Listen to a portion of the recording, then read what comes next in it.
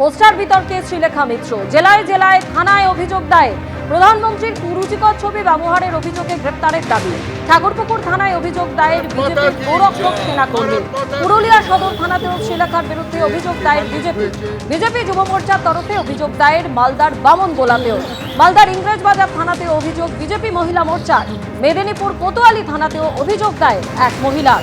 অন্যদিকে হুগলির গোঘাট থানাতেও অভিযোগ দায়ের বিজেপি নেতৃত্বে।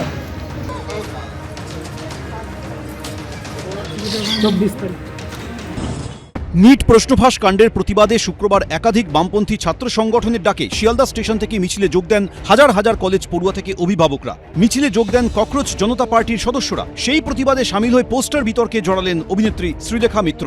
সেখানে প্রধানমন্ত্রী নরেন্দ্র মোদীর বিতর্কিত ছবি ব্যবহারের অভিযোগে তার বিরুদ্ধে অভিযোগ দায়ের হলো একাধিক থানায়। রবিবার আনন্দপুর থানায় অভিনেত্রীকে গ্রেফতারের দাবিতে এফআইআর করেন বিজেপি নেত্রী কেয়া ঘোষ।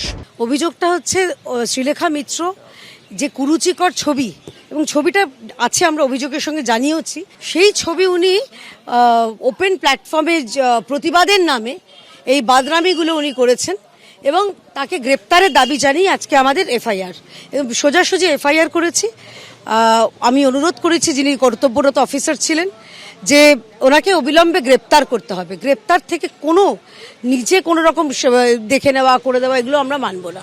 আমি ওনাকে নিয়ে বিশেষ কিছু বলবো না। উনি মাঝে মধ্যে অত্যন্ত কুরুচিকর মন্তব্য করেন।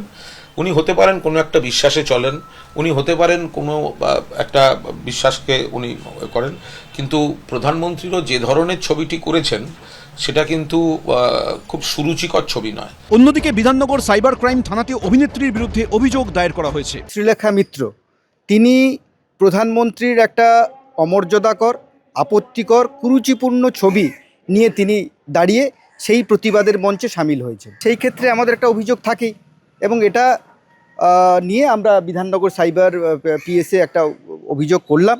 বিতর্ক শুরু হতেই আজব সাফাই দিয়েছেন শ্রীলেখা মিত্র। চশমা ছাড়া গেছিলাম সানগ্লাস পরে, মোদিজির এরকম একটা ছবি, ওটা দেখে মজা লেগেছে। ওই কতগুলো ছেলে যাচ্ছিল, তারা প্রতিবাদে তারা পোস্টার দিয়ে করেছে, ছবি তুলতে এসেছিল, পোস্টারটা হাতে নিয়ে ছবি তুলেছি। আর দেখিও নি পোস্টারটাকে ঘুরিয়ে, সময় ছিল না কারণ পুলিশের লাঠিচার্জ হচ্ছিল। তারপরে শুনছি আমার নামে অনেক কিছু হচ্ছে। তদন্ত করবে, তদন্ত করে নিয়ে তার কাছে জবাবদিহি চাইবে, তিনি তার এক্সপ্লেনেশন দেবেন। কিন্তু আমরা এটাই চাইবো যাতে বিজেপি এই ধরনের সমস্ত অশ্লীলতার বিরুদ্ধেই যাতে কমপ্লেনটা করে।